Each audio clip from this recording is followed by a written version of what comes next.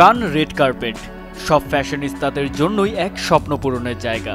এখানে নিজেকে দেখতে চান ফ্যাশন নিয়ে কাজ করা সকলেই, তার নিজের ডিজাইনের মাধ্যমে হোক আর নিজের উপস্থিতি। এবারে ৭৭তম কান চলচ্চিত্র উৎসবে নিজের ডিজাইন করা পোশাকে নিজেই রেড কার্পেট আলো করেছেন ভারতের এক ফ্যাশন ইনফ্লুয়েন্সার ন্যান্সি ত্যাগী। তার লুক এখন ফ্যাশন দুনিয়ায় আলোচনার তুঙ্গে। ন্যান্সির গাউনটির রং বড়ই দৃষ্টিনন্দন।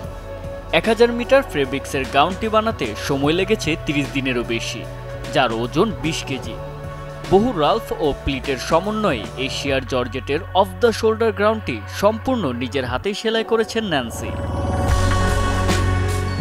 উত্তরপ্রদেশের এক প্রত্যন্ত গ্রামে জন্ম নেওয়া ন্যান্সির জন্য এই ফ্যাশন যাত্রা খুব সহজ ছিল না। বাবার মতের বিরুদ্ধে মা তাকে দিল্লিতে নিয়ে আসেন স্বপ্ন পূরণের লক্ষ্যে। Desk report, channel 24।